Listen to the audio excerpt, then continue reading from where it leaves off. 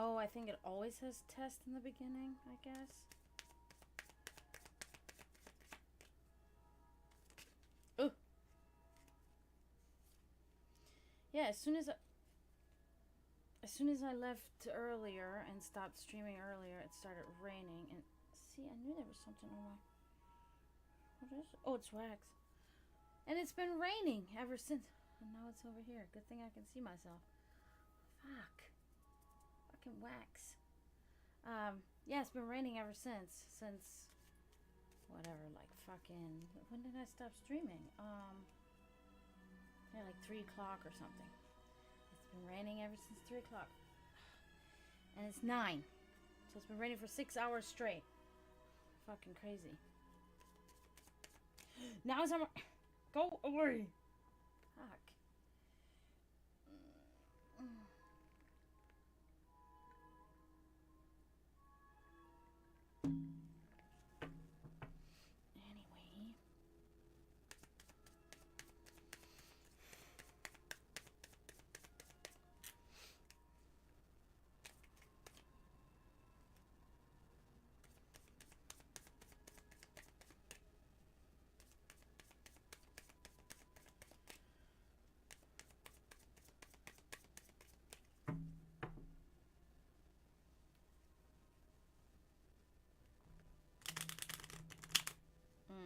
It's doing it again. It's odd because like I can shuffle it the exact same way and it does it, and then I shuffle it the same exact way and it doesn't do it. I mean, what the fuck? See? It's bullshit.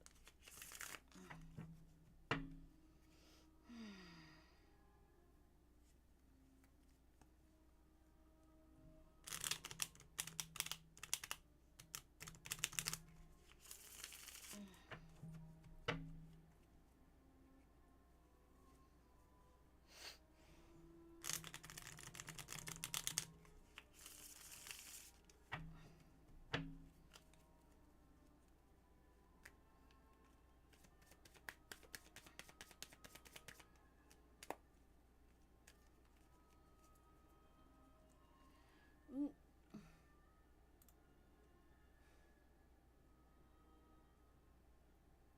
Oh.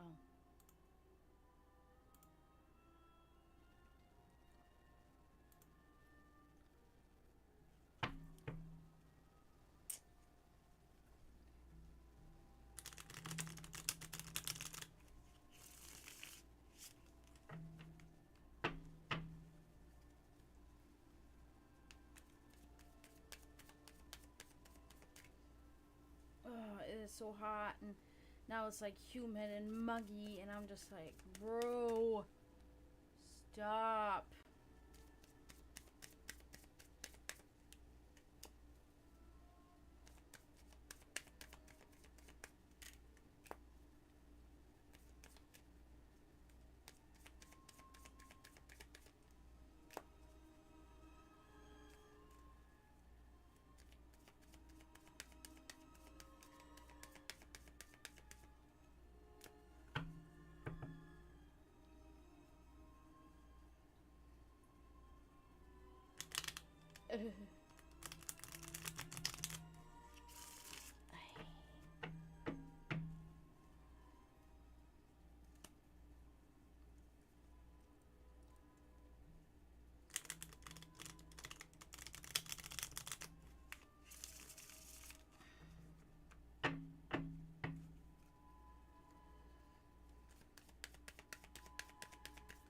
Ooh.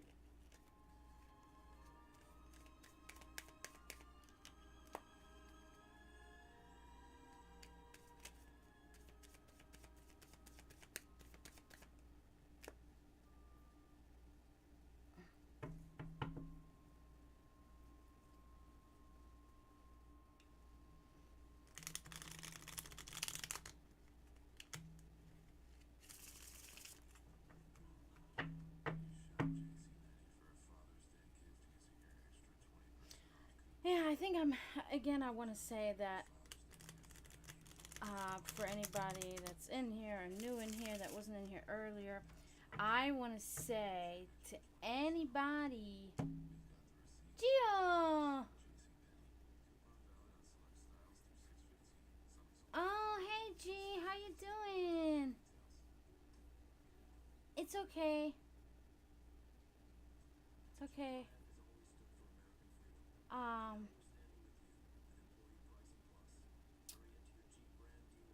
what? Swipe right? I am swiping right. Oh, I don't. No, no, no. That's good. So okay, I was just in the middle. It's good though. People are joining, so I can say it, and more people will hear it. Cause I don't know who's gonna hear it. I can only hope that the right people will hear it. But I do want to say I want to really deeply thank all the people that have been setting to the streets and protesting for the likes of people such as myself. Because this is directly for people like myself. So their selflessness is, it means the world to me, because I know that not all the protesters, because there's thousands of them, that not all the protesters are directly affected by what's currently happening with, ICE and all that stuff, right? Not every single one of them has a friend that's affected by it, or a relative or anything like that. But those are some of those people, probably a lot of them, are not directly affected by it at all. And they're going out there for people such as myself and advocating for people like me. Um, and, protesting, violations of rights for people such as myself. That's, things like these, they make me very hopeful. And I don't even, I would really like to thank people, but I don't, there's nothing I can really do to thank people like that, for what they're doing. But it's, in 17 years that I've been in this situation, that has never happened really in the extent that it's happening now. There's always been little protests here and there, and people, advocating, blah, blah, blah. But it's never been on a large, scheme as it is right now, and I'm like, and it's obviously because of ICE raids, that's triggered because we haven't had that in the past, that just people like me are just being taken and deported, or put in some kind of prison somewhere, not even in their home country, So yeah, I am extremely grateful, for people that are out there, and having their voices heard in setting in for me, because I don't have a way to get to any of these big cities to protest, besides the fact that there's a lot on the line for myself, in America, if you're a citizen, in a circumstance like this, you will go to jail, maybe, and then, and that's it. But for me, if I get arrested by any authority there, be it ICE or be it the police or anything like that, I'm at risk of being deported. So for me, it's like one of those things I can't really, there's a little bit more on the line, so to say. I mean, because I have built my whole life here. I've been here almost 20 years, and I have really nothing left in my home country. I still have family there, but it's one of those things where, you already know that being, like living with them, would only be, like a possibility for like a little while. I'm not going to be able, as a grown-ass woman, to stay the rest of my life with my family. But in Germany, the way that the economy is and the way that the job market is, it's completely destroyed. There is no way for me of, if I were to deport it back home, there would be no way of me getting a job. There would be no way of me getting a home. It's impossible. Like, people might not believe that it's impossible, but it is. And that's also one of the reasons why my mom made the, preemptive decision, ultimately, up to this point, the right decision to come to the US, the most promising out of all the countries in the world at the time. So it would be really a catastrophe if I were to be deported, besides the fact that um, oh, thank you, Jeannie. That's very nice of you. Thank you so much. Those are kind words. I appreciate that. Yeah, because like my brother owns the house here. I have, I don't have kids, but I have my cats, and I love my cats like my family, right? Especially like I'm going through a very hard time right now, and there's really nobody there for me except for them. I look to them. Those are my that's my family. Um, and if I were to be deported, I would have, because of my situation, I would have an automatic 10-year ban on, like, from returning here. And so that's one of those things, like, um, that would mean that I would be separated from my brother for 10 years. And I don't even know, at the rate that, I don't know, like, with my mental health and the way things are going, I don't know if I'm going to live another 10 years. You know what I mean? Like, that's just something that I can't risk that. I can't risk that, because my brother is the only direct family I have left. My father died, my mother died, I only have two aunts and four cousins, and as of right now, one half sister and three nieces and nephews or something like that. Um, and that's it. No grandparents, no not no nothing. So it's like my brother is the only close family that I have left. So I'm not going, like, I'm not going to jeopardize it. Let's put it this way. Not to mention that I hope there will come a time at some point, if I keep trying to move forward, that I will be able to actually help my brother with things like financial and stuff like that. But if I get deported, then that's not going to be anything that I can do. I still have more ways, even in the situation that I'm in right now. There's still a little bit more ways of me being able to make some kind of money. Maybe not at this moment, because my streams are very slow. I don't have like many people getting German lessons. Now I don't, I'm not working, so it's like it's stressful, but I still have ways of trying, at least, with my Etsy store. I'm trying what I can do. I try every day. um so yeah, that's just not something I can do. But again, thank you for everybody that's concerned on the behalf of people like myself, um because this is a real issue. This is really, I don't know how many immigrants in my situation are on here on TikTok talking about it, but it's like, it's true nervousness. It's true, like, a little bit of panic for us, to even go out there, to even go on the streets, because we might get scooped up. Now, it's very, to say, it is very racist, the approach of the government on how, they're determining who gets deported and who gets detained by ICE, obviously, right? Because it's literally like, if you're not white, you're going to be assumed to be an illegal immigrant, and you're going to be detained, period, right?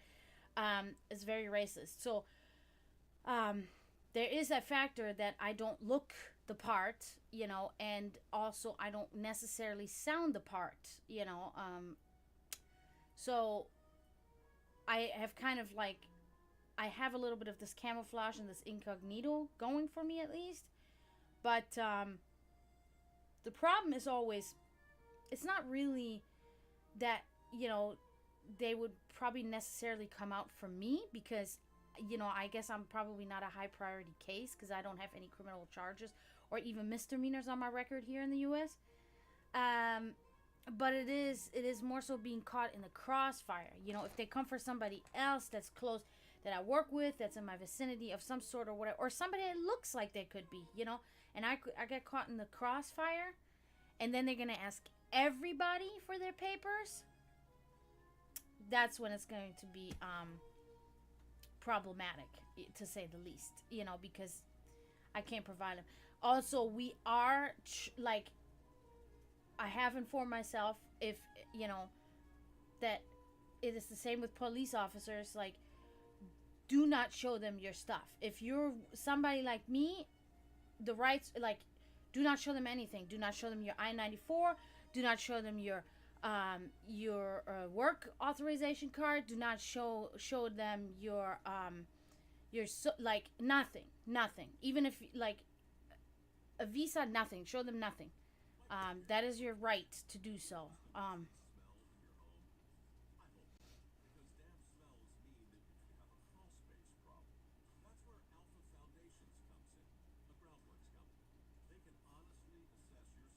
Ooh, yeah.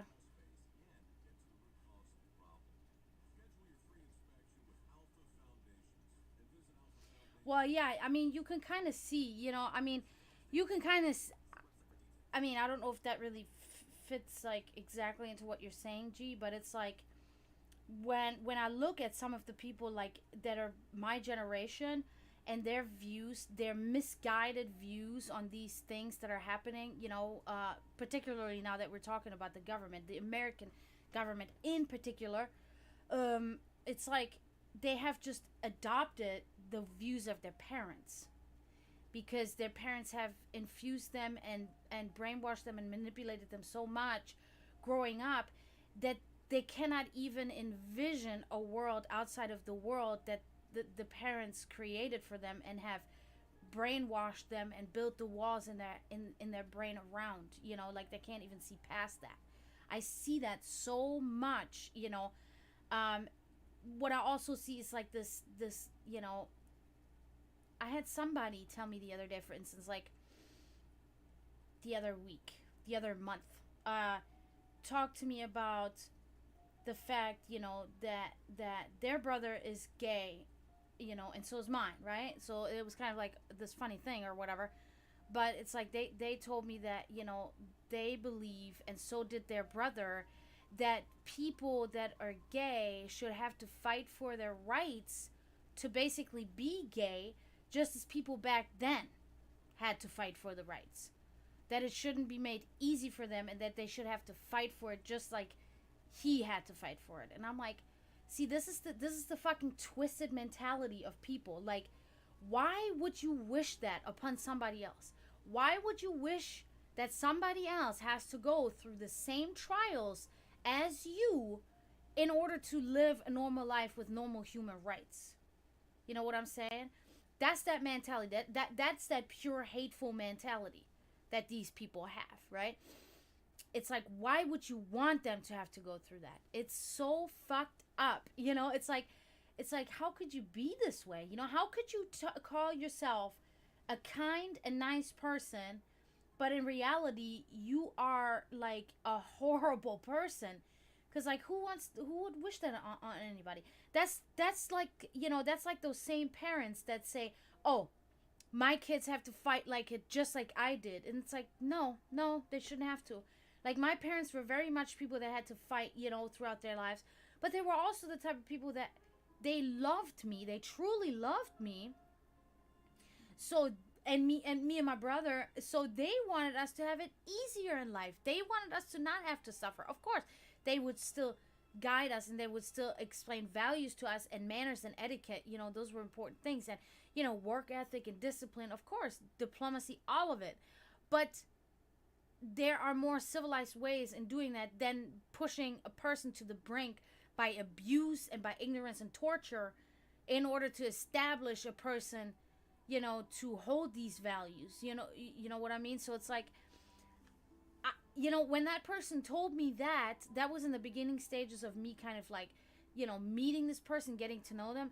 That should have been my red flag right there, right? That was a huge red flag, and I should have went with that.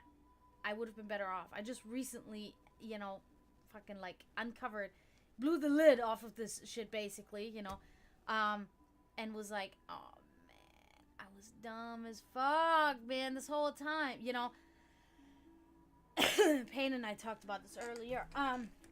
But yeah, you know, so it's like that's the mentality of these people, of the particular people that voted for Trump, you know, because on the other side you don't see that kind of hateful these hateful opinions and these hateful like mindsets, you know what I mean?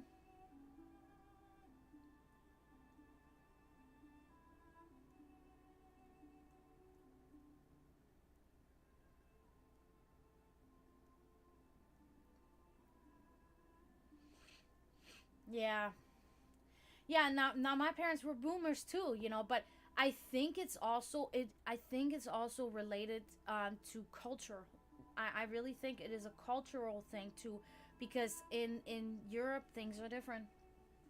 People don't believe me. People get mad at me. People take it personally, you know, like I've had this other person that I don't talk to anymore now. You know, now when, like you said, things are becoming exposed, like I'm exposing people too, and I've been exposing people. That's why I am, you know, pretty much alone, you know, because like I'm exposing them for the bad persons that they are, and then they just don't speak to me anymore because I called them out.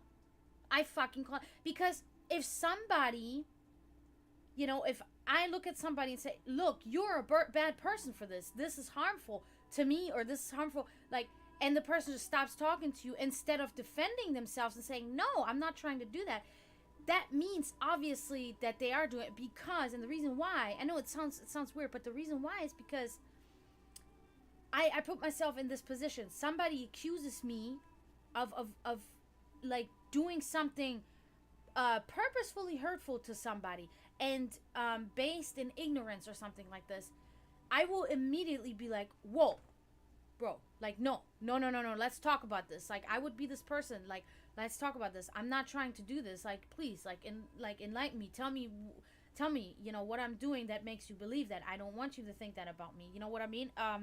Because because I don't operate that way. My gears don't go that way.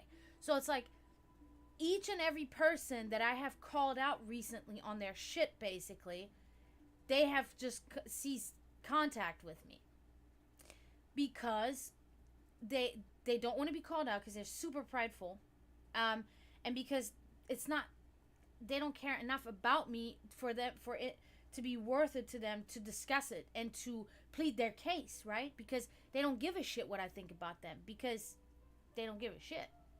You know what I mean? So it's like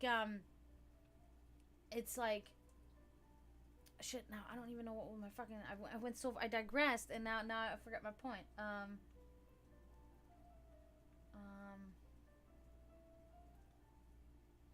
I don't know, but okay, so because you were talking about the baby boomers, so when I was talking about cultural, because when I grew up in Germany, I see the difference, right? I see the difference.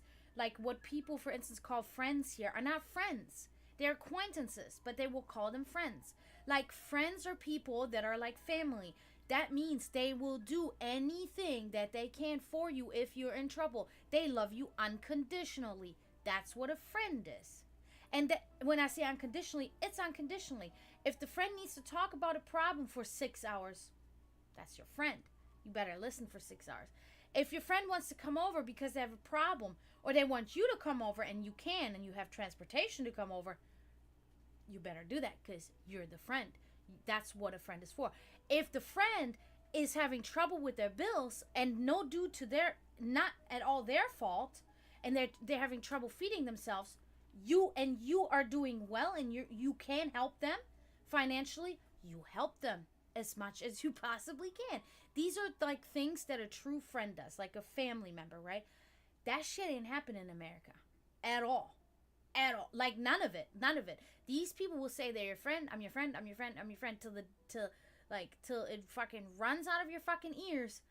But when it comes to the actions, that's what it is. Like the words never align with the actions, or rarely. Rarely. Like I said, I stand here basically today telling you I have no friends. Nada. Nema nishta. Nichts. Keine. Nobody. I have no fucking friends. I have acquaintances. My brother is my friend. my brother's also my family, though, so he's kind of like obligated, right? That's it. That's fucking it. And it's a fucking lonely world, bro. And you know what's even like the tip of the iceberg with that whole thing is like I never even asked anybody for anything.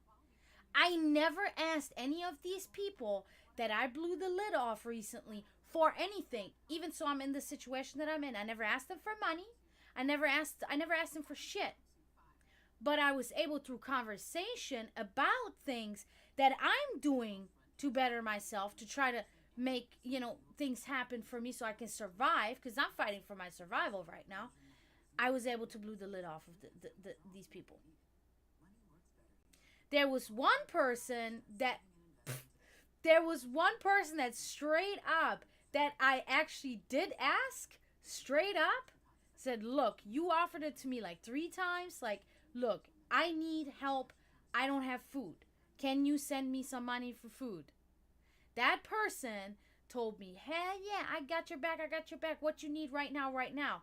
I told them, I said, "Is that an okay amount?" They said, they answered me hours later saying, "Oh, can I do it tomorrow? I can't do it right now." Well, earlier you said right now, right now. So, okay, so now it's tomorrow. Okay.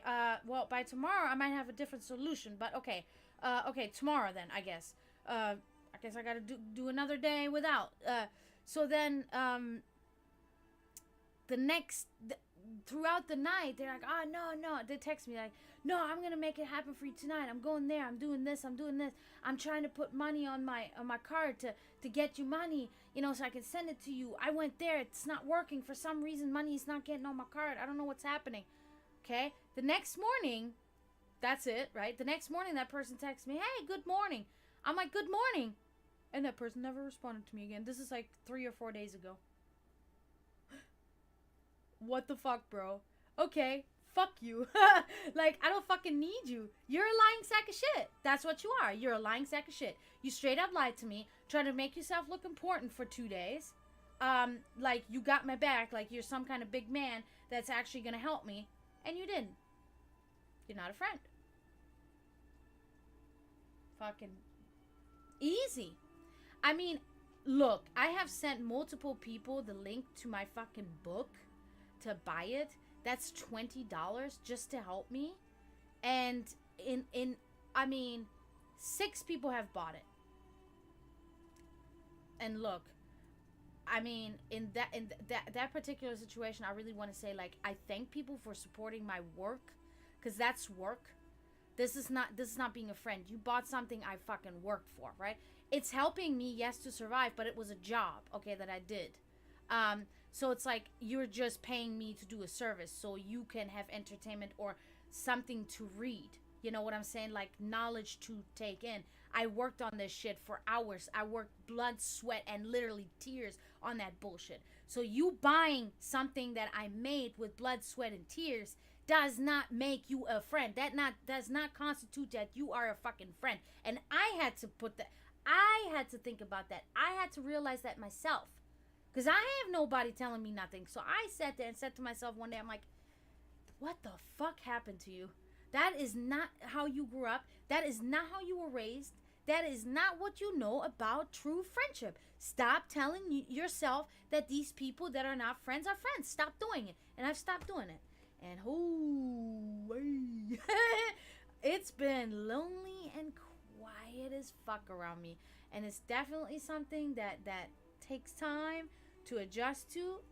I'm really adjusting right now. It's like a fucking, I'm going through these motions. Like, it's like one day I'm depressed about it. The next day I feel empowered by it. The next day I feel inspired by it. And then I feel depressed about it again. You know what I'm saying? It's something I've really got to get used to again. I've been there before, but it's been a while since I stopped, and reflected on the people that are now in my life and said, who are these people really, though? Who are they really? What have they done for you when you needed them really?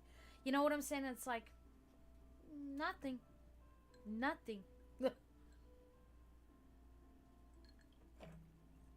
And for me, I mean, how many times I've told people, come to me, come to me, come to me. I'm here for you. I'm here for you. I can't come to you. Pick me up if you want to say, like come to me. I am your friend. Like, you need money, I'll send you money. That same friend, mind you, that same friend that told me they were going to send me money for groceries, that same exact friend, I've sent him multiple payments. He would ask me, like, for a while there, he asked me, like, fucking every 2 weeks or so, he asked me for $10, $15. One time he asked for, like, $25. And I sent it to him. Every time I had it, I fucking send that shit. I forgot to mention. I send that shit, no problem. Like, I'm going to be there for you. Because I am your friend. I want to be your friend. I want to be everybody's friend if I can. I want to help everybody. You need it, I got you. He paid me back. Perfect. I didn't want it back. You know, I told him, wow, dude, like, thank you so much for paying me back. And he was like, what do you mean? Like, you gave me all that money. I was like, yeah, I gave that to you. A friend is not going to ask for it back.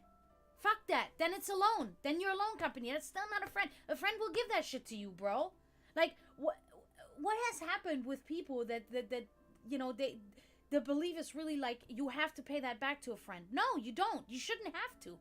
You shouldn't fucking have to. However, if that person goes through a shit time like that too, you're gonna have to be there, bro.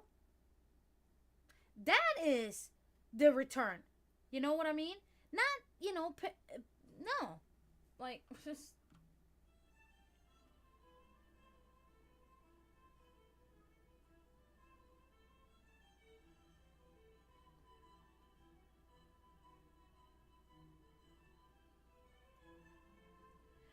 They can do that same thing here. If somebody breaks into here and they get hurt here, they can sue too. Because that's a different part of law that is being used to, you know, manipulate by people. So they can do that same thing in America.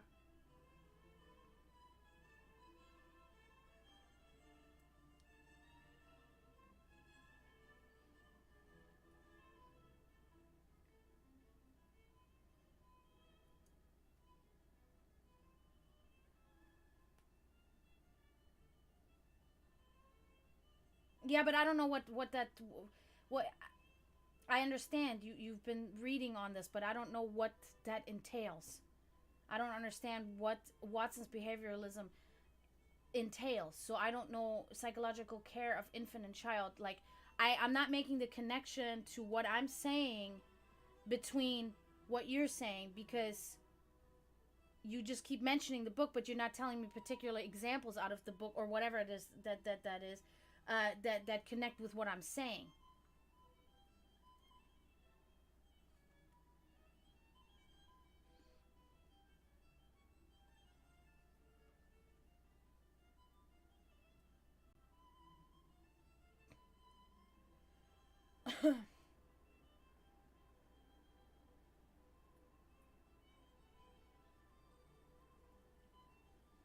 Well, the problem with well, you gotta look at it. You gotta look like violence against women is something that is still completely like. Okay, so how do I? And I've been through multiple physically abusive relationships throughout my life. Okay, by obviously men. Because I mean, if a hoe wants to get at me, I don't think she can. Most of them, unless she's an athlete or a professional boxer or some kind of fighter in the ring. Other than that, I think I'm pretty equipped to handle that situation. But so because it is not about just simply about the violence against women. It is about exactly what causes it, and it's the oppression against women, right? Because the violence doesn't just happen immediately. What happens is that the woman is oppressed and suppressed in every aspect, and then the violence takes place. Usually that's how it happens, right? Because it's about overpowering, it's about powering, about power, manipulation, and control. And unfortunately, we're not talking about woman against woman, because, that's like man against man, right? But it's because it's executed by men over women still till this day in mass, right?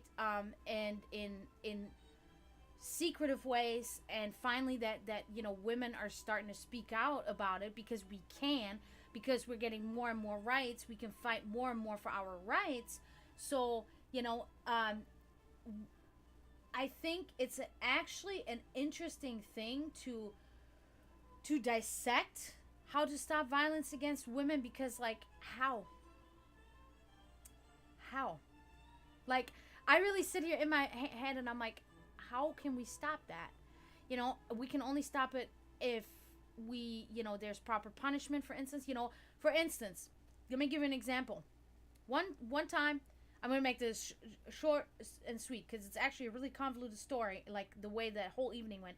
But one time, I got my ass beat by a boyfriend. Okay, he was a lot older than me, and he was a big ass dude, and he fucking hit me in the face with his fist. Okay, it caused me to almost pass out, but I did. Whatever. I was able to escape from him. Out of his driving vehicle, I was able to escape from him and run home. Okay, the next morning, my mother took me to the police station that was closest to our house. She took me there. They saw my black eye. I had a black eye. My mother said, my daughter got beaten by her boyfriend last night. What can we do? The police was completely, they did not care. There was not even a twitch of like, or like nobody cared. When they saw me, they did not care. They had, like, I will never forget that. They stared at us like zombies. Like, there was nothing behind those eyes. And they looked at her and like, well, when did it happen? Last night. And then the cop was like, well, where's the boyfriend from? Ocala. Okay, we can't do anything about it because he's in Ocala and we're in Lake County here. Okay, my mother's like, so what am I supposed to do now? They could not give my mother any information. I was so like distraught. I can't even like, I just stood there like, because whatever, I was fucking, traumatized or whatever. And it was like, my mother cussed them all out. She said, so what you're telling me right now is that my daughter pretty much has to die first before you can do anything about it. And that's the problem we find ourselves in. That's the problem. Because nothing is being done. Because laws are mainly implemented still to this day by men. Because men, it's still a patriarchy. Men are still ruling this world. So these laws are implemented by men, and men are going to protect men. And that is unfortunately the majority of men. There's a small percentage of men that is not that way. They're the true men. They are the protectors of the women. They are more feminist than the women. They believe that the woman has a special role, right? And they believe that they deserve equal rights just like men. But that's a very small percentage of men. And so it is that, not to mention that a lot of these people that are in power are not rightfully in power. They have inherently become into power, and they make the laws up. And so they're always going to look at their own interests first. So they're going to set up the laws that protect men. So I think that's one of the big reasons. So just to touch on that subject.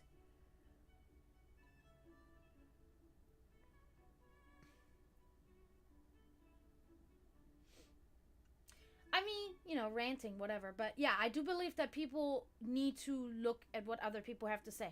Of course. I think they should have read what you had to say, because every opinion, I think that being ignorant to anything and anyone is wrong. You're doing the wrong thing. You have to open yourself up, because you will be fucking surprised sometimes what people will say, and you're like, holy shit, I haven't even thought about that. So I think it's something you need to humble yourself, right? People need to humble themselves and stop thinking that they know every fucking thing, because they don't.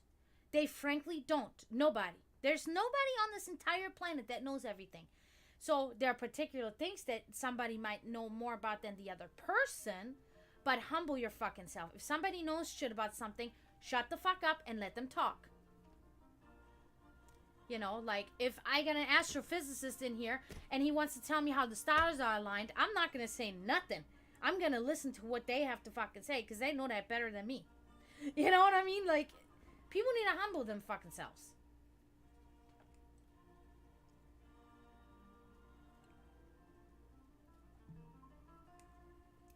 Yeah, because they don't want to engage in the conversation. They don't want to be challenged, right? Because I feel like pain is one of those people that challenges. Okay? And for me, I feed on that shit, bro. I feed on it because you know what? I'm super diplomatic. You will never see me lose control. I will never fucking yell at you. I will never I might get loud and excited like I am right now, right? But I will never yell at you. I will never result into primitive behavior like calling you names. Like that's never something I'm going to do. But I will, tell you the facts that I know, and I will tell you my opinion, and I will talk about this, and I will challenge you. You tell me something and I will say, well, what about this though? Have you considered this? This is a fact. You know what I mean? Like, and that's another thing of humbling yourself. Not everything that you think, unless it's based on fact. Facts are facts. It doesn't matter your opinion. But, if somebody has an opinion that you don't share, like, I like sweets. No, I don't like sweets. Oh, shit, I hate you now. Then okay, well, that's dumb. However, if somebody says sweets are sour, it's like, no. Fact is that sweets are sweets. Nope, they're not. Okay, well, look, you're ignorant. I can't talk to you because you live in a delusion, right? You have the facts in front of you. The facts are right there, and you're still denying the facts. Like, we cannot move on from here. Like, I'm sorry, I can't because I don't live in ignorance. My life is based on scientific fact on matters that are important, not fucking bullshit TikTok videos or bullshit YouTube clips or fucking whatever. Like, no, I see what happens. For instance, good example. Like, again, of course, politics, but it doesn't matter because we can really string these examples really well from that. It's like the Americans on the right are convinced, like, there is nothing that shakes them from saying that illegal immigrants they have driver's licenses and they are collecting unemployment, they're collecting food stamps, they're collecting welfare, they're collecting Medicaid, Medicare. No, bro, I am telling you, it's not possible. I cannot get any of that stuff because I have no papers. That is the law in America. That is nationwide. That is not federal or like state by state. This is nationwide immigration law. Right? Texas has their own little laws, way even still worse than fucking the rest, of America. But there are no illegal immigrants that can go on these things. It's not possible. You don't have the right documentation for it. You're denied. They check that so deeply. They have people checking that. There's no AI checking that. Those are people behind computers checking the validity of your status, of your citizenship. And if you are not a citizen, or you are a permanent resident, or you are under DACA, you don't get. Oh, well, I think my brother couldn't get food stamps because he has too high of an income. That's the difference. But unless you're under any of those three things, you cannot get that stuff. You also cannot vote. To the contrary of what the right believes. You cannot. I cannot go vote. I don't have an ID. I cannot get an ID because I overstayed my visa. I don't have an I-94, which constitutes the right for me to be here, which constitutes for me to get an ID to do any of these things. Okay? So, like, for them to sit here and live in this fucking delusion, because I've had this conversation, because I live in the fucking Bible Belt of Florida. There is nothing, mostly Trumpsters here, and I have this conversation weekly with somebody about no, and they want to cut me. No, hello, I am one of those people that you're talking about.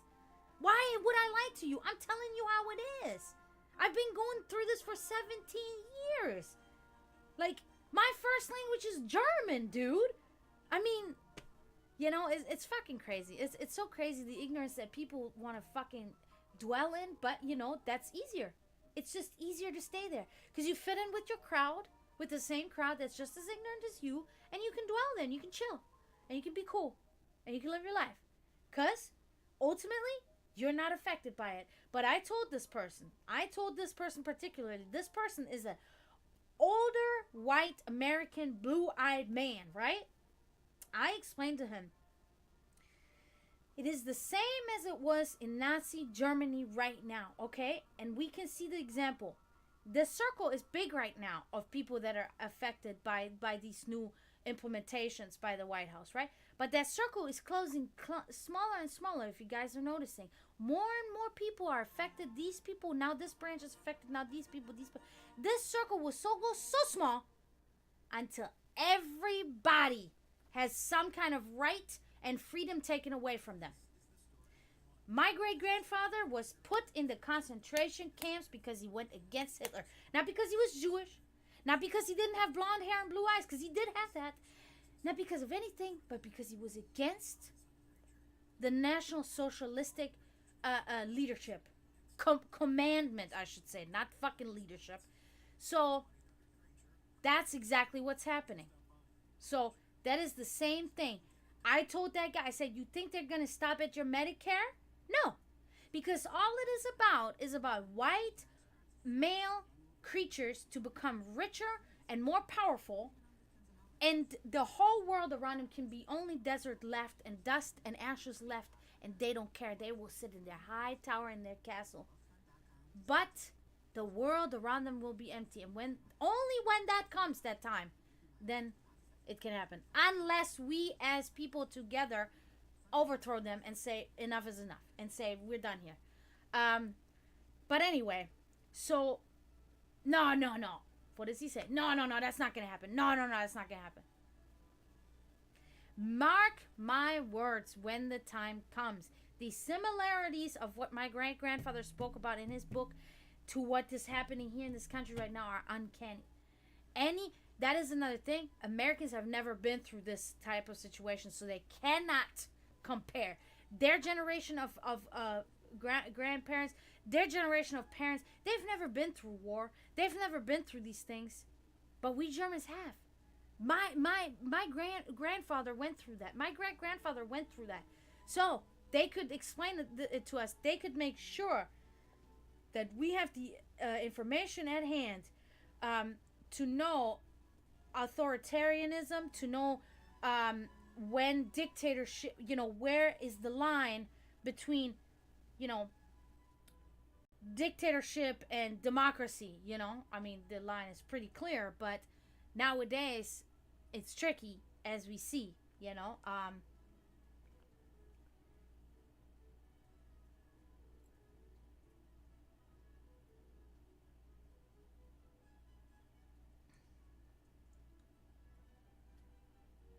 Yeah, okay, see, that's one of those things. Having been through an abusive relationship, without kids, it's easy to fucking no, he's gonna get better. He's gonna get better. No, he's not gonna do it again like this. No, he's gonna get better. He's gonna get better. I love him. I can change him. If you have a kid, granted, like I said, I don't have a kid, so I have never been in this situation, but I do believe that you need to do everything in your power to protect your child, because that's what my parents did for me. Always, okay? And if you don't protect your child from anybody's abuse, even if it's the other parent's abuse, then you're not protecting your child. Period. And then you're a piece of shit. Then you are enabling abuse onto your child. And because when you have a child, it's no longer just about you. Actually, you come second. That child comes first now. You made that decision. To have a child. It is just common sense to know. You don't need to have you just need to look around in the world. You just have to have a little bit of time to think, and you can realize that the child comes first. That's our new generation.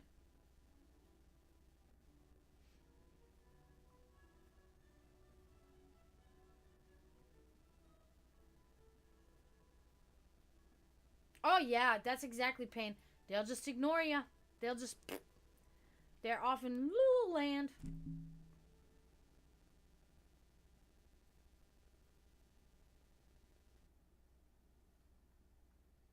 Yep.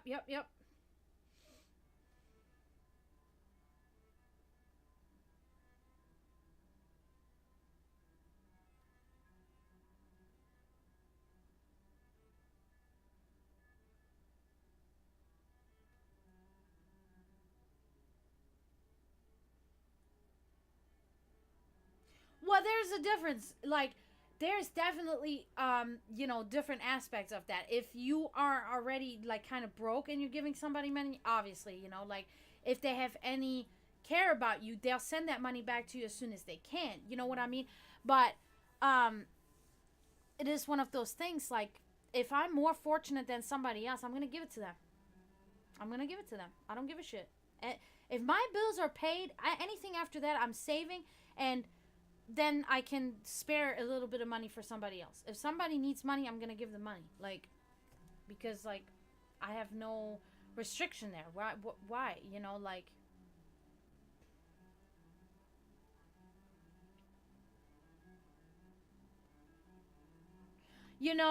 honestly though, gee, I went through that too.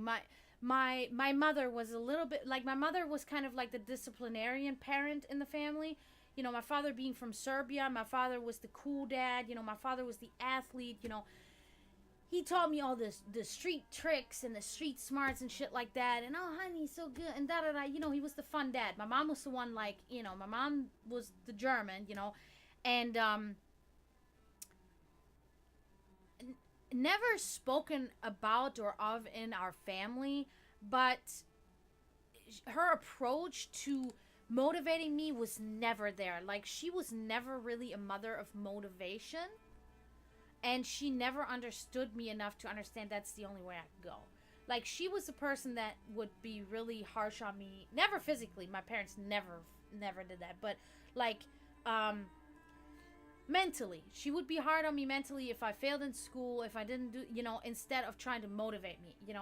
And even if I did well in school, it was kind of like, yeah, good job, but you're supposed to do that. You know what I mean? Like, I'm not going to celebrate something that you're supposed to do. So it was kind of like, she was harsh on me at times, because she I think in that aspect, I think she was very stubborn. I think she took the treatment that her mother gave her and believed that it was the right treatment for me, because I don't know, like, maybe she wanted me to do better than her. Maybe she was like, honestly, I don't know what made her like this, but it was, that was like that was where my mom and I always clashed, right? Because I tried to explain to my mom multiple times, like, the way you are with me, that's not going to make me do it. Like, I need motivation, But my mom, like, sometimes would ridicule me for these things, too. My mom was brash, man. She was harsh on me. But as a parent, and when it comes to parental, like, things, my mother was, like, no other. My mother was an exceptional human and an exceptional mother, because my mother would work 40, 50 hours a week, still come home clean, still come home cook dinner for a four-head family, still help me with my homework every day, on top of it tutor other students in other subjects, and at the end of the day, like, my mother showed me love. My mother said I love you fucking a handful of times in my life, but she didn't have to say it at all. Like, that's how we Europeans are. We don't say I love you on the phone all the time, or say it all the time. Like, it makes me feel gross and weird. Like, we don't say it, we show it.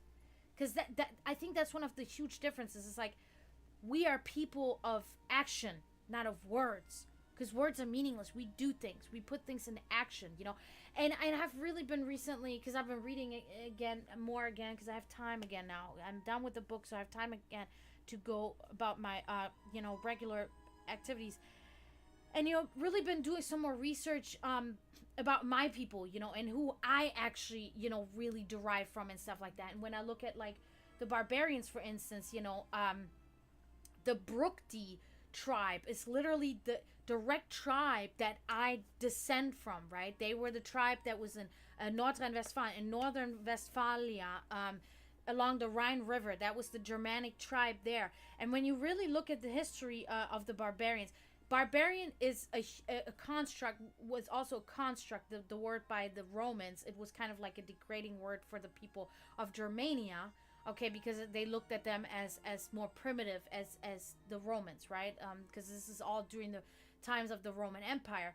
But it's like, you can really, the history is so strong there, because, like, when you look at the Roman Empire and for how long it lasted and how many provinces it conquered, that the barbarians are always a topic that is continuously and continually brought up in the story of the Roman Empire, because they never stopped fighting for their people and for their freedoms. They continued for all times, basically, until they start, depleting or spreading out into the different, Germanic people, into all the different parts of Europe, like the Frank, Anglo-Saxons, all of the other people, the French and everything became, that's what then became of the Danish people, the Belgian people, the Swedish and Finnish and Norwegian and all that. So it's like, it's so obvious still, that is something that's just in our blood. Like, we act. We do not let somebody take our freedoms away. We don't sit here and we talk good game. We act. And of course, that includes, of course, also, like, the imperialists, obviously, the Romans too, European people of Europe, I think it really, a lot of it is so much based on the sad part about it is that the founding fathers had the right idea, coming here and establishing the United States, right, in hopes for the future, so that the future people will have it better, right? And it was all this perfect plan, and I agree with it, and I think it's wonderful. However, you see now what it's turned into. It's turned into people that, almost 300 years of generations has gone by now without having to fight for anything. America was never invaded by anybody. No, none of this was ever happening to America. There was never a generation here in the United States that had to fight, that had to put action and had to portray and do action in order to fight for survival. That was never a thing. So now, as this has going on for almost 300 years, people are sitting with their fat asses on the couch and don't fight. And they just let it all happen. Because they don't have that in their blood. Because they do not come from anything like that anymore. They have forgotten about that. They have forgotten about their culture. They have forgotten about their values. They have forgotten about their roots and their, where they come from. Because I hear this over and over again. The generations that came here to the U.S. from the European countries, they stopped even teaching their own language to their children as soon as they got here. It was only English. And they completely cut off the past, and again, understandably, because they were trying to shape a better and a new future and a modern future, in this America, but it turned out to be the same way. They then did the same thing. They forced their Christianity onto the natives here. They rotted them out. They killed the tribes people. And and did the same thing that was done to them in Europe, to each other, onto the people here, the natives of this country, so it's like, bro, man, sorry guys, I'm going off tonight, but I got to, I really just, I got to.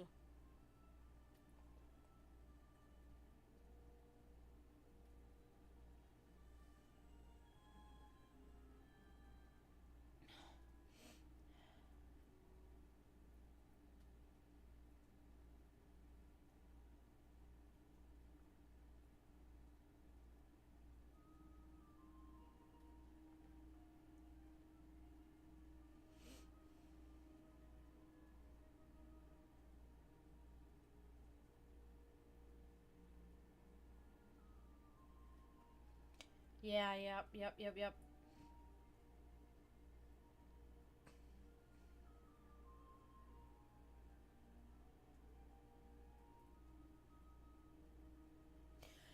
And I do agree. I because, like, there are also, and I've seen that with my own eyes, there are also women that are abusive toward men.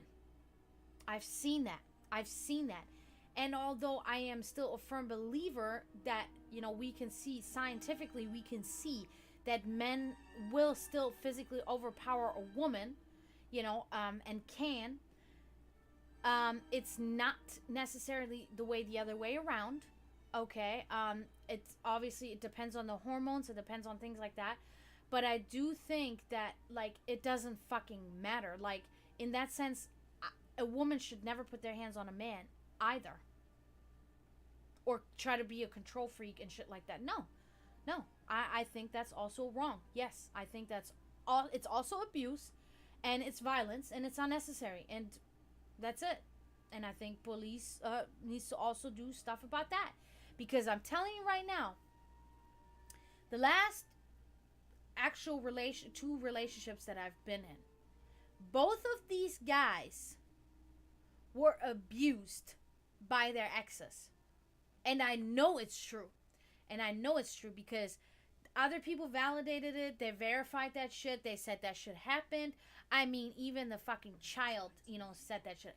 Like, that shit was real. That shit was fucking real. And I'm like, bro. It shows how they, because they still had contact with them because they had kids and stuff, right? So it shows how they were talking to them, things like that. And it's like, I find it disgusting, bro. I find it disgusting that, and trust me, the one guy, we were together for like 2 years or whatever, and it was like he started to really push my buttons because he just didn't get anything that I was telling him. Like, he had like something was wrong up there, and he just couldn't. And it started to become so bad that I was getting, like, not physically abusive, but I was getting mentally abusive toward him, right? And that went on for like a couple of months, and then I finally said, look, dude, the way I'm talking to you is not cool. I don't want to be that person, and we need to split up because I am not happy with you, and that's why I'm talking to you like that, and I don't want to do that to you because, like, frankly, you don't deserve it, and it's just me. I cannot deal with you, and we just need to split up. We just need to be done because I cannot turn into this person because I'm not happy with you. You know what I mean? So,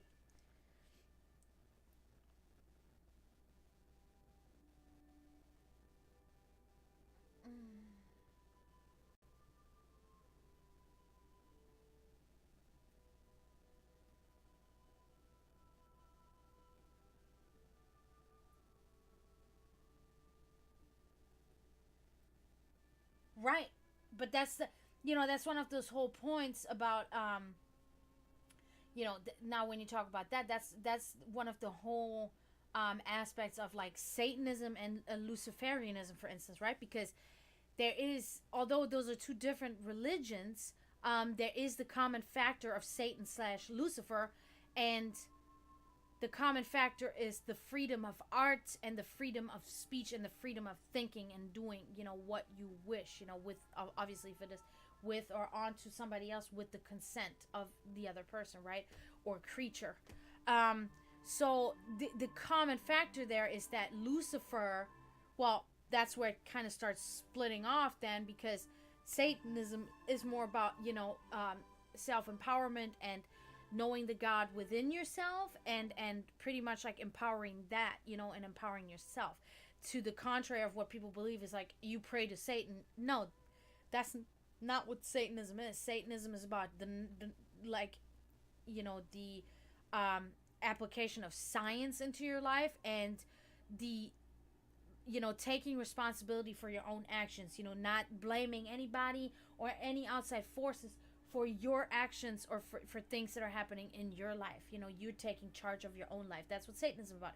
Luciferianism, on the other hand, is virtually worshiping Lucifer, right? Lucifer is the true God.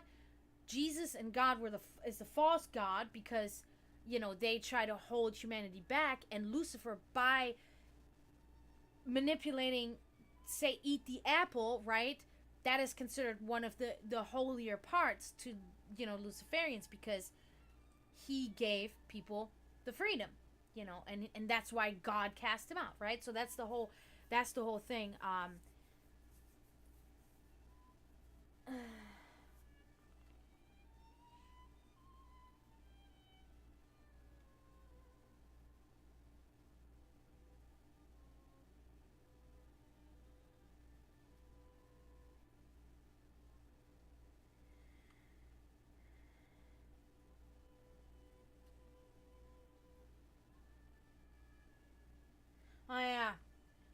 love, peace, and joy, and good vibes, and get the fuck out of here, bro.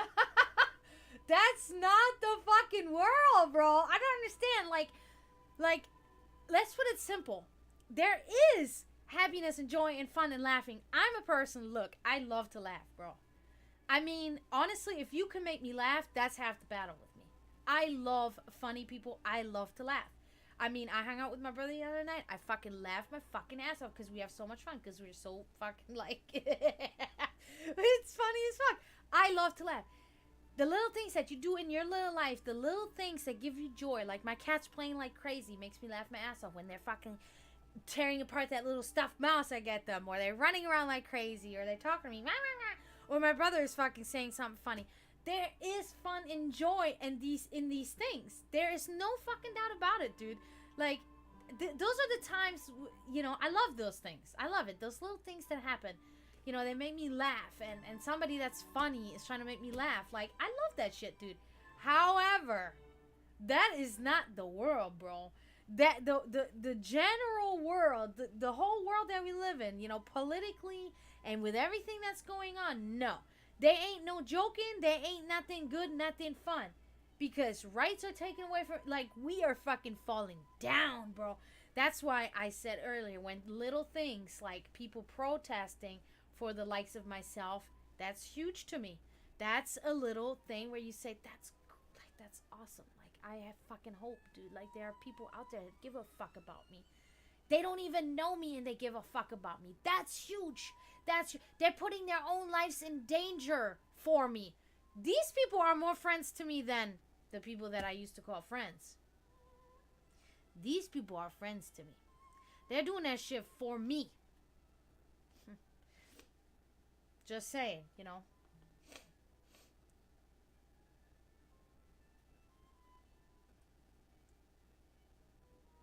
We have mass concentration camps. We do. We have them erected in Texas where we put people that are being sent away. Also, we're taking people and putting them in mass prisons in other countries. So we're just not doing it on the scale here yet. If you really do research, there are facilities being built mostly in Texas to detain as many people as possible. So we do have concentration camps. We are not at the gassing point yet. No. I mean, the gassing, that's, I mean, these, you know, the eradicating of the masses came about, like, okay, Hitler came in power 39, so it started happening about 2-3 years into his term is when the mass eradication of people started to take place. So in about another year. But, you know, it's also like the scale. When we look at, like, for instance, like Germany is the size of Texas, right?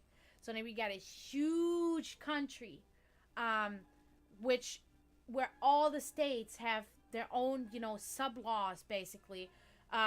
So it's going to be a little bit more of a difficult undertaking for Trump to try to do, but he is going to, that is what he's doing right now by deploying, like, the Marine Corps, the National Guard. These are the first instances of, you know, trying to implement martial law, trying to control the people that are against his reign, right? So this is the beginning stages. He has just come into office. Like, he's only been in office for a couple months.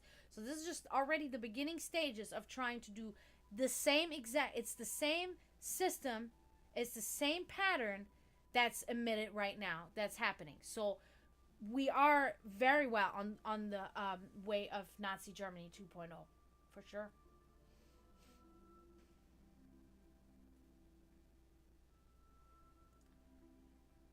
Well, people are being rounded up right now that are protesting, you know, and being rounded up right now by leaders. It's the exact same thing. They're not being killed yet, not yet, but they are being held, you know, because, I mean, who knows, but I do, you know, there might be 1 or 2 people that have been detained now during these protests that didn't do anything wrong. Because you know that his whole agenda was he said it on live television. He said, if they spit, we hit. because like, although this is not, the punishment does not fit the crime, but that's completely being ignored by him. He doesn't care about that. He just wants to find any little reason to detain people that go against his uh, uh, authoritarian authoritarianism, that he's displaying, that he's actually trying to implement in this country, the dictatorship that he's trying to implement in this country. So anybody that's going against it, people are being fired. Some Democratic chair fucking resigned today, which I'm like, bro, really? Like, we need people and they're resigning, but hopefully, maybe, sometimes I think there might be a different agenda, like they're resigning so somebody else can take the place, somebody that can do a better job than them. That does happen too, for the greater good of people. But those are big hopes, but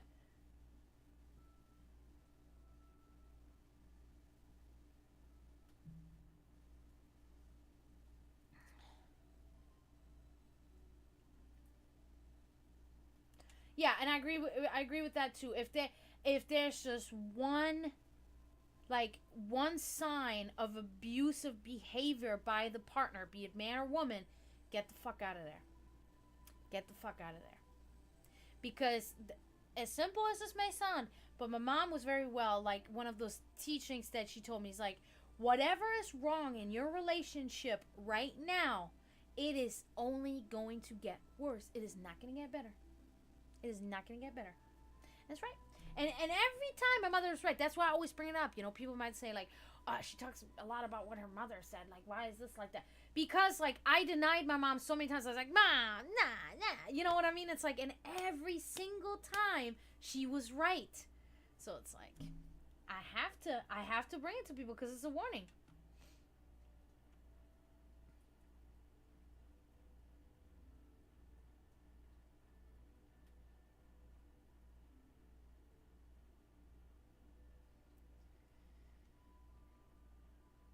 And that's very true, right? And also the times were different then. 300 years ago, the times were still different. Like, because we are such a rapidly evolving like species, things change so fast. Like the way things were 300 years ago, there is no comparison to where we are at now. I mean, we can even say that about 30 years ago. You know what I'm saying? So I agree with you on that founding father statement there. Hi, Sensei. I hope you do too. Thank you for stopping by.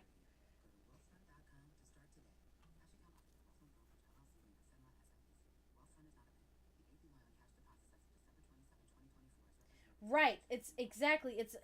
It is.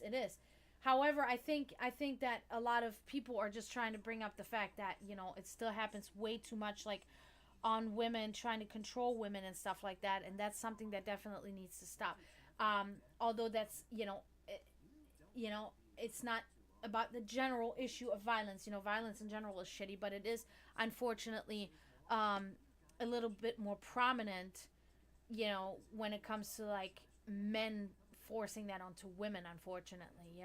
Because um, anything to exert control or trying to overpower the weaker sex, so to say, because that's how most men view us. Most males, I should say, not male.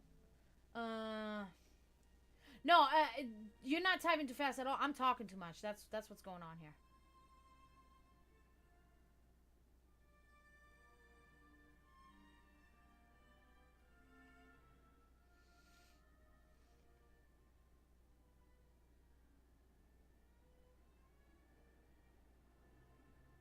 Yeah, it's also like, well, that's like a topic we can really expand on like a lot, because it's demons.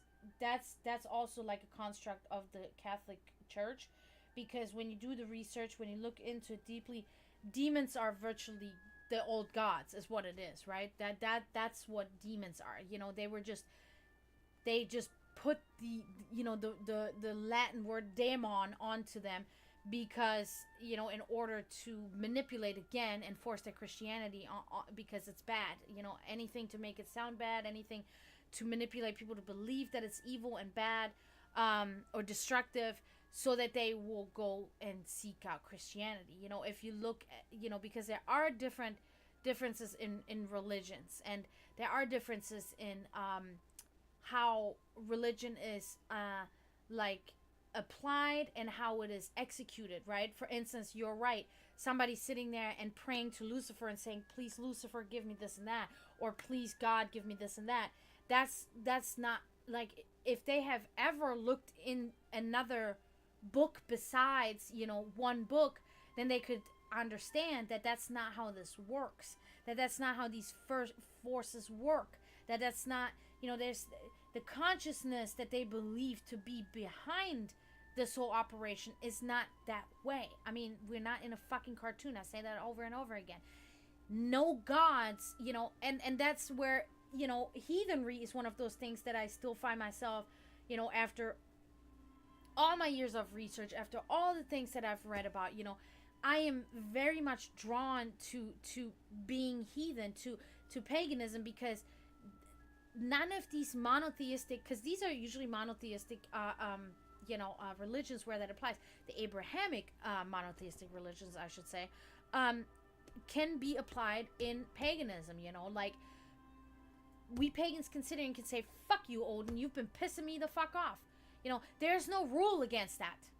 There is no rule on us, on our behavior whatsoever, you know, unless it comes to your integrity of an individual and to the protection of your family, right? That is but the only rules that we set, you know, to the protection of your culture and the protection of your freedom, you know, and your integrity, you know, your character.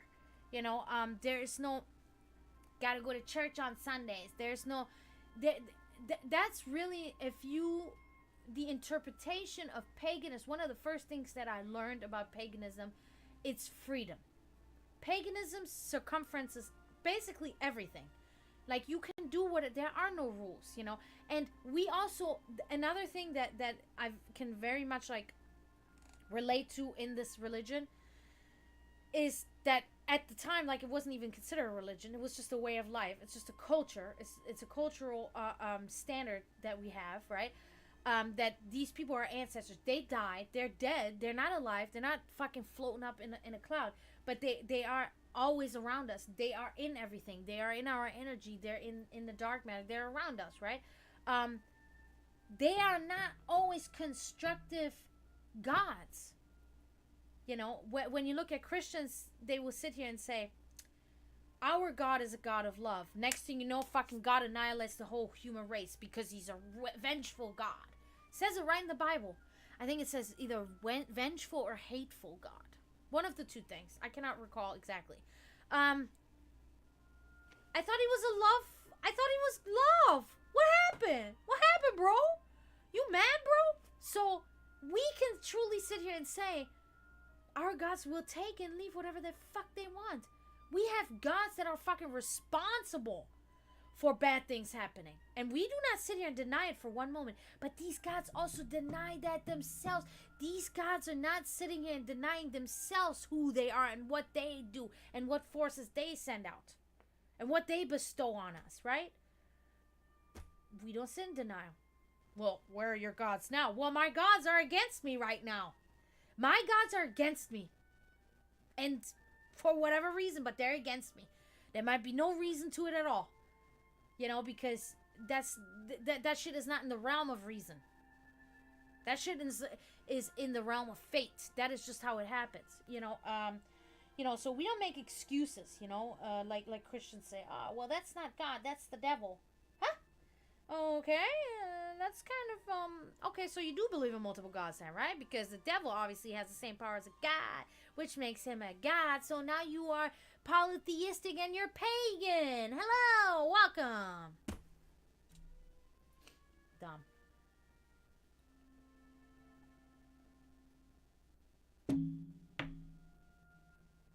Yeah, submissive, like a submissive creature, like, yeah, it's not, that is not how my ancestors dwelled. That's not how any ancestors dwelled. Because, granted, the monotheistic religions didn't come into game until 2,000 years ago. My shit is over 6,000 years old. They were gods older and more ancient, and in the darkest corners of your conscience and everything, there can no Jesus reach them. Okay, cannot. It's impossible. It cannot be.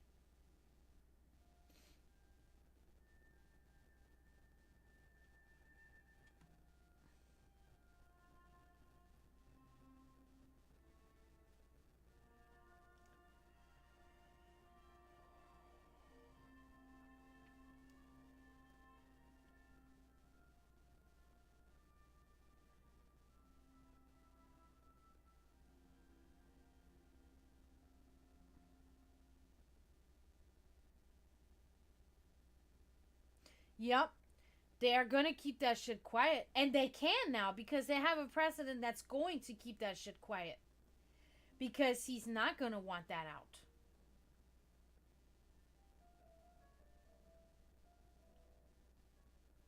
Well, it's the same thing. A camp or a prison, it's basically the same thing.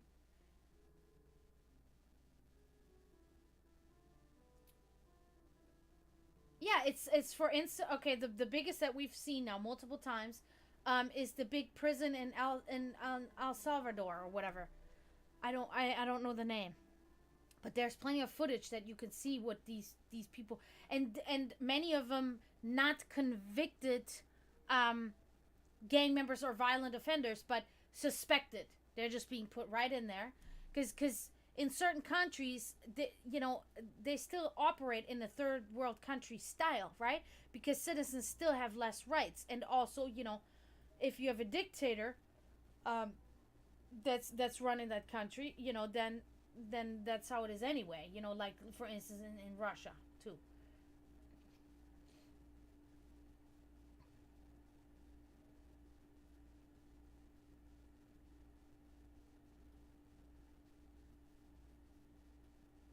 Yeah, exactly.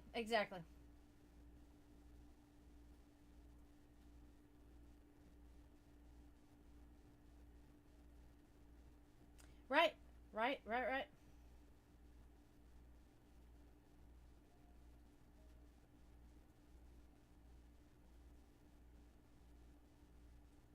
That's true. That's true too. Hmm. Yep. That's definitely true. We're just like more engulfed, I mean, I am because it's happening here now, and because I am one of those people that it can potentially happen to, because I am in the same predicament as these people, with the exception of the people that actually are criminals, which is a very small percentage of the grand scheme of people that are being. See, I keep having wax in my hair, and then it shines in my camera. Yeah, it's wax, isn't it? Yep, it is. Yep. It's because I changed my candle earlier, so I got it underneath my fingernails, and now it's like gonna stick to everything that I touch and shit. But yeah, it's crazy. It's crazy out there, boys and girls. It's crazy. But yeah, that's yeah, it's fucking nuts.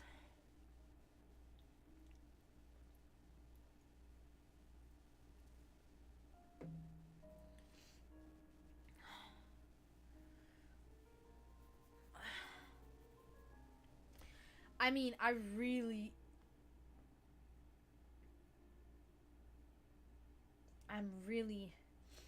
thankful that you guys listening to me blabber on tonight.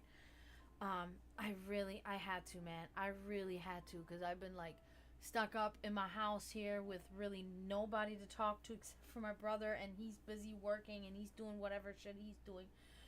So I'm like super thankful for everybody that's come in and that's talked, and listened to me or whatever, to my um raging, not raging but ranting. Maybe a little bit of raging too, but yeah. I appreciate everybody very much. Yeah. uh it's been a rough few days, man. Up and down for me, like never gets easier losing people out of your life. It never gets easier. Especially like when you discover the true colors of them, when you had such high hopes, you're like, oh my god, this person is great. I love them, I think they can be awesome people, and then like boom, like they ain't shit. They don't give a fuck about you. You know what I mean? Like, damn, bro. It's never gets easier. Oh my god, come on. Oh my goodness. I fucked myself up, bro.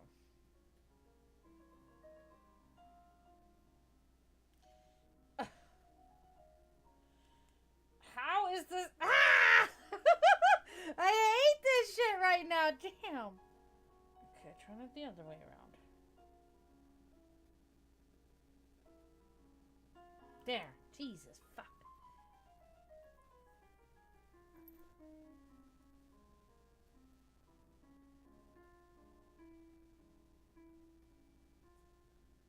Me too. Me too.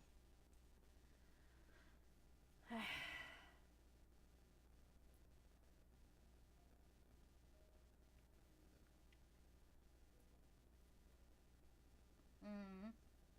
Mm.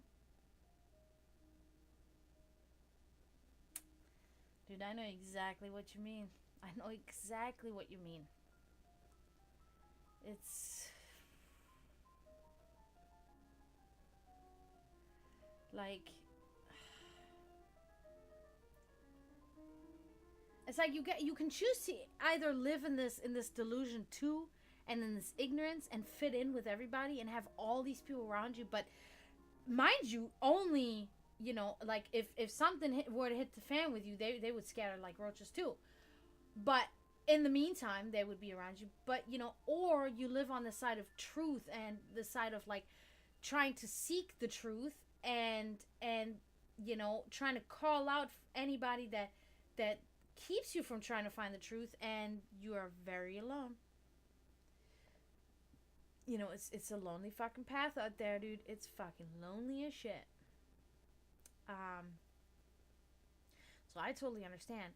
But I've come to an age and to a point of my life where there's really nothing that's gonna stop me from speaking up and from being myself, and being flat out like, look, dude, you've forgotten your values, dude. You're not empathetic. You're not compassionate. You have no integrity. You hold no power because you have lost your humanity. Because being human and humanity circumferences much more. We should be better than animals, and we fail. We completely fail. Like humans, like animals are everything that humans fail to be. Literally, like, um, because we don't just fight for survival. We fight out of greedy reasons. We fight out of sick reasons. And that's not, you know, that's not how we're supposed to. That's not what we're supposed to do. We left our origin. We left nature behind, where we come from. We left the earth behind. We left our lives that was, you know, um, where we lived in harmony. It sounds so fucking lame, I know, but where we literally lived in harmony with nature and together with nature, we left that behind. We destroy nature. I read this in a book before, and I really agree because I can see it. We destroy nature because we're afraid of it. We are afraid of its darkness and of its vastness and of its beasts that we do not understand and that we are so far removed from. So we destroy it so we can own it and rule over it and control it. You know what I mean? And I think I think that's huge. I think that's a huge part of, like, when we go really down to the essence of what is really wrong with these things that are happening. That's what it is. That's what it fucking is. It's not our technological progresses or advancements, but it is our industrial overtaking. Because we're coming too late. You know, we're not now. Finally, people are starting to realize, you know, we need to implement certain things. You know, we need to have electric cars. We need to do these things. You know, if we would have chosen that path about 300 years ago when industry came to, you know, when we started to have all these things, then we would be so much better off right now. So much better off, you know, because by now we would be sitting here and electric vehicles would be affordable. People could buy them because they would be normal, you know, be a normal thing. But because people have always, you know, people have always been about greed and money, they never looked to the future. They never thought about their children. None of these people thought about their children. They didn't even consider if their children will be able to survive. They didn't care. Or they would have made other choices. Because, I mean, children being born today, if they get 100 years old, who knows? Who knows if they're going to make it to 100? And not because of disease or anything like that, but rather because of what we humans do, you know.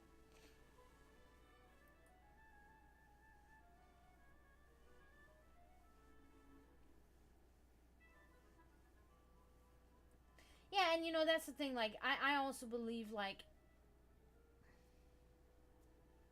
yes, because you have to keep up this facade that you know, you agree with them on, you're on the same page, but you're not, you know.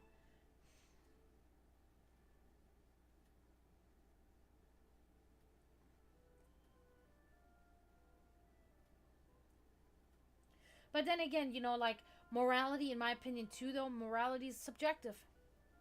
Morality is subjective, you know, because, like, that good example that we talked about earlier in the stream about Luigi Mangione, you know, was it wrong what he did? Was it morally wrong what he did, or wasn't it? Like, which one is it? It depends on where your morals lie, you know. So that's why I believe morality is very subjective nowadays, you know, especially nowadays when we go really dig into certain things, you know. Now there's other things where I believe that we should have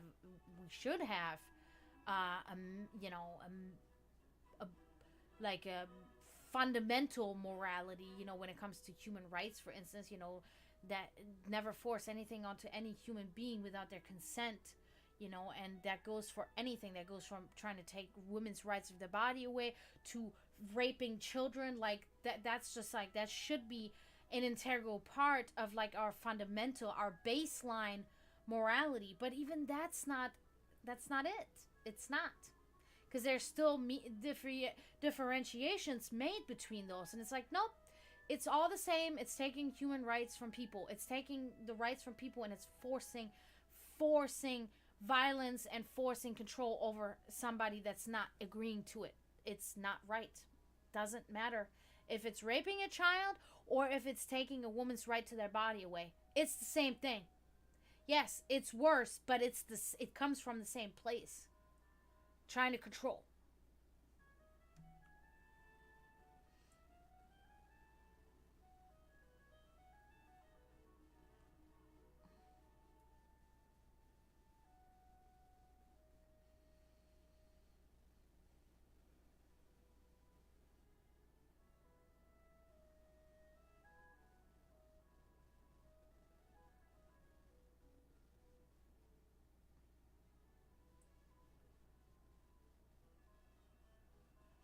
Hey, Luke, how are you? Oh my God, it's been long. Right, but right, you know, but even, you know, some people don't think that. I'm okay, you know. I'm okay. I'm doing it. I'm doing it. I'm doing it. Um. Ooh. Okay, guys. My phone is getting, like, super hot. Um. So I'm gonna. I gotta hop off because. I mean, granted, actually, you know what? I can just hop off of TikTok. Okay, I'm gonna stay on for a little longer, I guess, here on Twitch, but I don't have really anybody watching. I have one person, I think, watching. Queens of Poker. Hey, thanks for watching me. Appreciate it. So I'm gonna go, but I'll be back tomorrow. Hopefully, maybe I can sort out the streaming stuff on my computer. We'll see. But on TikTok, don't leave, guys, here on Twitch. But on TikTok, I want to say thank you for watching. Thank you so much. Please follow. Please like and share. I would like to say, don't forget to mourn those that are in spiritual turmoil and help the cause and stop reproducing. And until next time, I say tschüss, zdravo, and bye.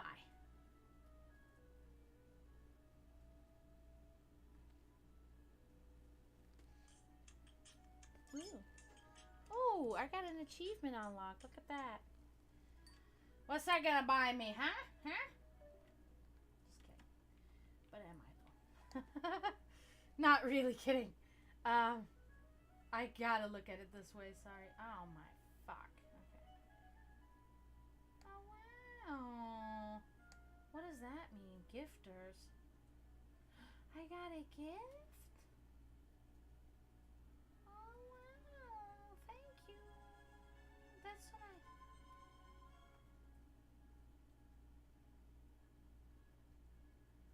Do I know her? Sorry. She looks familiar. Huh. She looks kind of familiar. I don't know. I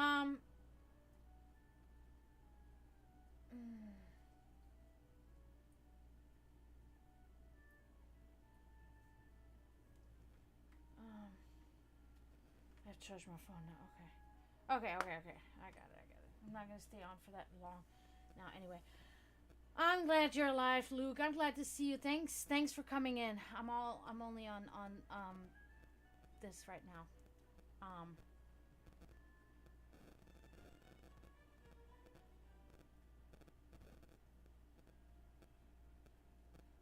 Yeah. Yes. No, you know what's so weird though about it? It's like this part is hot. Like the screen is hot. It's fucking weird. Like, the big screen's not even hot. Or where the battery is back here is not even hot. But it's this that's hot. You know what I think? Because I had it leaning... I don't know. It's already cooling down, though, I can tell. Yeah, I do! And it has another screen, see? Like, I can go in there and I can... okay. So, look, I can literally go in there, in that little screen... and check my messages in there. See? And I can type. Like, I just go on there and then I type on it like this. And it's a little... I love this phone. Like, this is my favorite phone of all fucking time. Not all time. That's not true. But of this recent last 20 years or so. That's my favorite phone. I hated all fucking phones I've ever had because they're so big and fucking fit. And when you open it, it's also slim. Like, I can put my hand... Normally, these phones are, like, at least, like, this much bigger. Not this. Like, I can put my hand like this. Oh, what the fuck was that? I don't know. But it's also kind of slim, right? And it's like... Love it! I totally love it.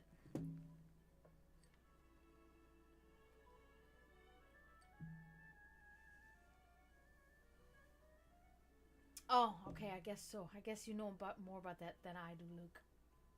I guess the motherboard is in there. It's gonna be fine. Nah, it's good.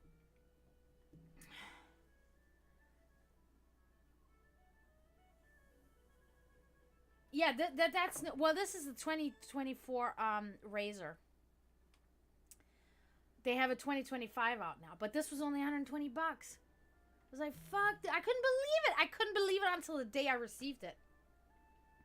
Because all the time, like, this looked like it was 500 or 600. I was like, I'm not paying that for a phone. Fuck that. That's not going to happen. And then finally, like, I received it, and I'm like, no, this was real. This was 120 bucks.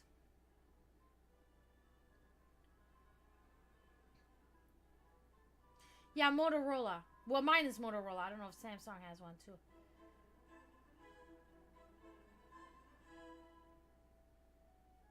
Oh, okay. I've never had an iPhone. I've only ever had Android. I mean, I've kind of fucked around with iPhone or whatever, like, but no, I've always had Android. I like Android. I never had a problem, with the software per se. Like, It was never really a problem, but the phones are just like this is my old phone right here. Let me just, this is my old Motorola, and you can see what, like, see the screen is cracked? Yeah, there you can see it. So it's like, this is the shit, right? I had a screen thing on there. That motherfucker fell on the concrete like this. The screensaver completely, or whatever that shit's called, that film that you put over, completely intact. The fucking screen behind it broken. I'm like, okay, I see what goes on here.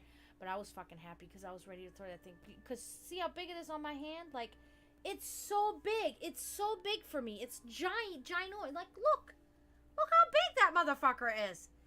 They're all like that now, and I fucking hate it. I hate it. I've hated phones since they became big, and since they stopped being flip phones. I love the ones you can slide up. They were like this, and you slide them up. It's great too. But ever since they become these like miniature computers, I've been never happy. I had a ZTE. That was the only big phone that I liked, and only reason also why, because it was slim. It had a slim. All this other shit, I fucking hate that shit, man. Nope.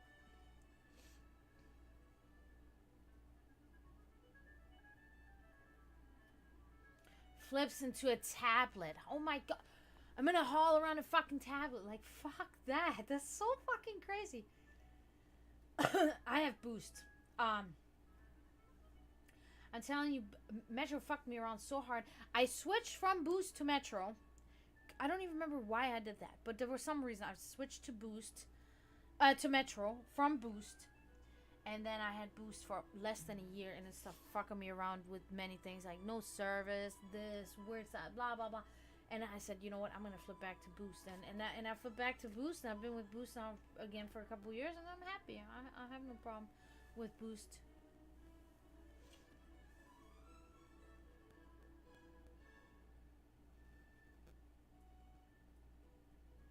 Right, exactly. Exactly, because I'm not gonna sit here and pay for a fucking contract for a $3,000 phone or some crazy shit like that. Would I pay monthly for? No way, dude. No way. No. When you have options like this available, there's no need. There's no need.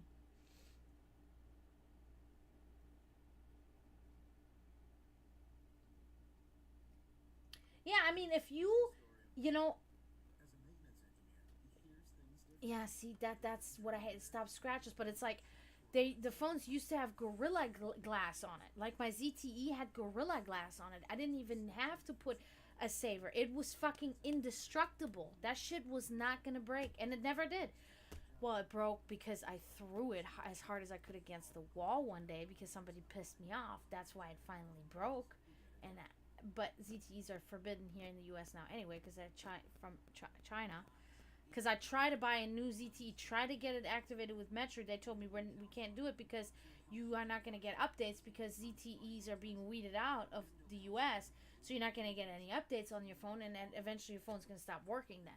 I'm like, what? So I had to return that ZTE. It was fucking dumb. But that thing had Gorilla Glass. That thing fell downstairs, fell down stories. That shit didn't break. And then they stopped doing that. And then they're like, oh, you buy a screensaver, so you spend another $20 on top of the $300 you already spent on the phone. Like, just to make extra money, you know.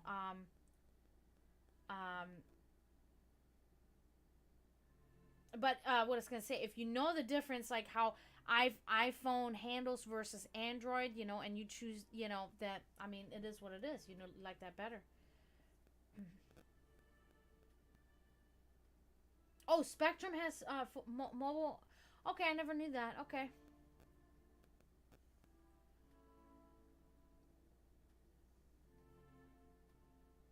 Yeah, you know, I I actually, you know what, like there was a moment in time where it's like I think like maybe a smartwatch is actually a good idea, right? So I actually bought one.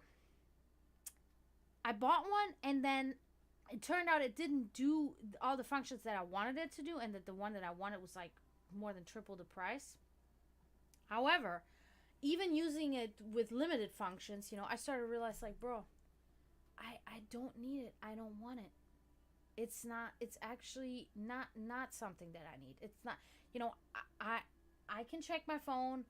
You know, my phone has temperature. My phone has all that shit. Like, I'm not at an, I'm not an old person or something with like underlying health conditions where I need to monitor my vitals or some shit. Like, it's really not for me. And then not to mention it's this big bulky thing on my hand the whole time. I'm like, no, it's not. It's not for me.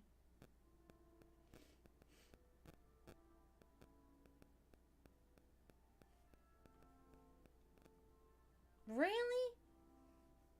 I mean, I don't know. Okay.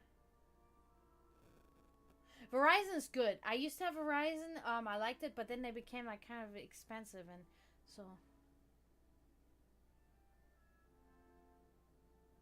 right,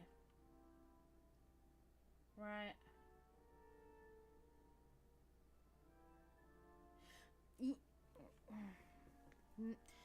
My okay, so that whole thing with like Google Pay or you have Apple Pay, I assume. I'm gonna tell you, I make at the same time as I make fun of paranoid people, I have my complexes, right? Because I have in 17 years my debit card, my debit card had to been replaced because of fraudulent activities happening, like somebody stealing my information. That happened, I would say, about 15 to 20 times.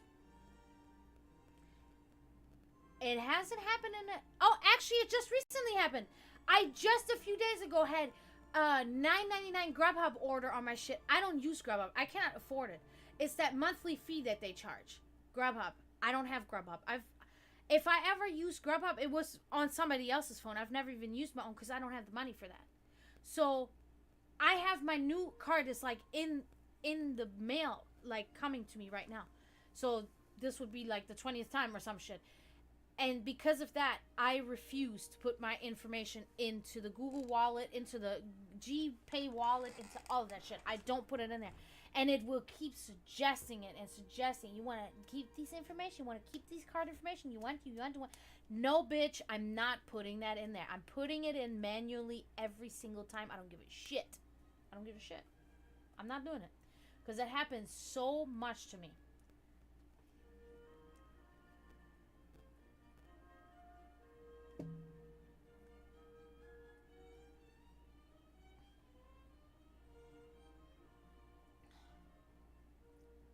Yeah, I don't.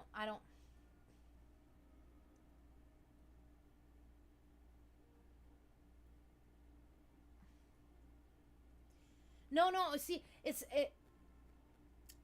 I'm not worried about using them to pay. Like, I'm not worried about my credit info getting taken there. I'm worried about my credit info being in my phone and then taken over through data, through hackers going into the data and getting it out of there. That's what I'm worried about. I'm not worried about paying with my phone, but I'm worried about having my information in that.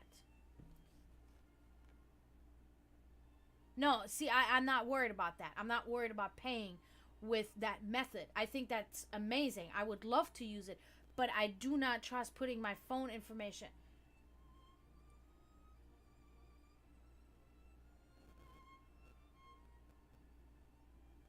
But that's what I'm saying. It's been happening. It's happened to me because I mean, I don't know. I'm pretty sure it happened through people finding out my data information and then hacking into my Wells Fargo account. You know what I mean? Like, because I used my card for online purchases. You know what I mean? And that's why I don't like. I have it on my Amazon, and I have it linked to like certain things. Like I have it for my Amazon Prime. I have it for my Streamlabs thing. I have it for certain monthly payments. But when it comes to like, um, having the information at the ready in the phone, where it's all in there, I'm not doing it because I think that they access my phone somehow and then they get the information. You know what I mean?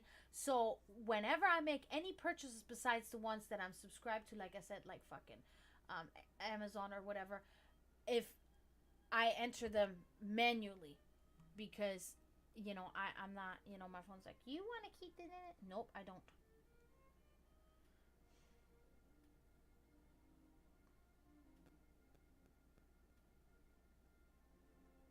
Yeah, I mean, even just making a purchase without your information being stored in your phone, you know, is still always a danger that happening. You know, I think.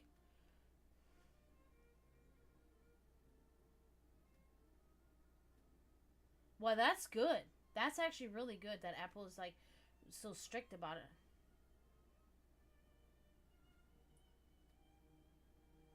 Wow, that's commendable. That's really commendable. Like, that's integrity right there. They're really respecting their customers' privacy. That's good. But I mean, also they could be sued too. You know, I mean, they could technically be sued. So why does that do that? It's so fucking stupid. Yeah, but you know, these are things like where I'm still. I guess I'm old fashioned, if you will. You know, whatever. But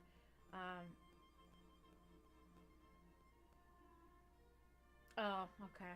Well, see, that's one of those things. Like, that's where my paranoia kind of went. Like, I don't give a shit what people. I mean, I don't really back up into my Google Drive either, like photos or something, because like sometimes like there's some explicit content, and I'm not necessarily talking about explicit, but I'm talking about private photographs, you know, like of my cats or like shit like that, you know, of my altar or something that I don't want everybody to see, you know, or something like that. Um, so I don't back up my shit. I back it up on a hard drive, on an external hard drive, and then plug that into my computer because I just, yeah, explicit to me, right? Because I just like, I don't want it. I don't, you know, I'm not worried about them reading my message, you know, about fucking, because they don't really do that. How people say, you know, like I'm not worried about that shit, but yeah.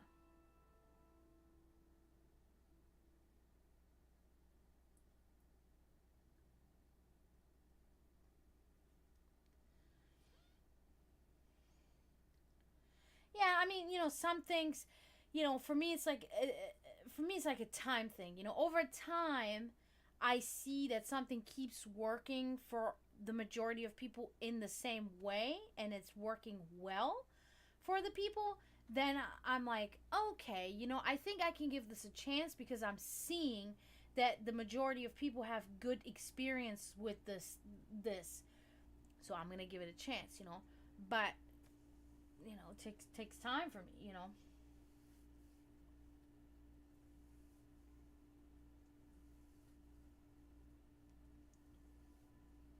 Yeah, yeah, yeah. That's good. That's good. Yeah, and I hear that too about the pain of iPhones being, you know. But yeah, but I think I'm gonna hop off for tonight, guys, cause I heard that too about Mac. I heard that, yeah. Because I still gotta take a shower. I'm getting a little bit tired. It was so good to see you again, Luke. Oh my God, that's so great. That's so great. I'm glad to see you doing well and everything. I'm probably gonna be back tomorrow, but thank you so much, Sensei. Thank you, Luke. Thank you, Payne, and whoever else was in here. It was, yeah, it was very good seeing you. So I'll be back tomorrow, definitely at night. Not sure if during the day or not, but yeah, and everybody that was on TikTok, thank you there too. I can't really recall now who was there, but I appreciate that as well. But I will definitely be back tomorrow. Oh dang! I'll see you the next day then, Pain. Have a good day at work anyway. Um, yeah. So until tomorrow, you know, as usual, don't forget to mourn those that are in spiritual turmoil, and help the cause and stop reproducing. And until tomorrow, I say tschüss, zdravo, and bye. Sounds good. All right. Okay, cool. Cool, Luke. Sounds good. All right, Payne. I'll see you hopefully soon. Let me know how work goes when you come back. Have a good night, guys. Bye.